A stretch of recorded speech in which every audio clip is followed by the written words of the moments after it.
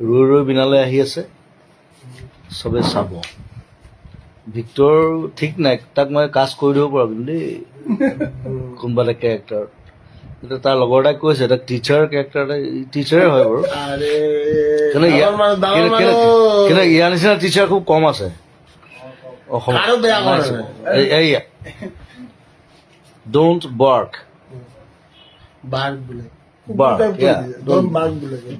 bark মানে কুকুৰ কুকুৰ বুলি কোৱা নাই বাৰু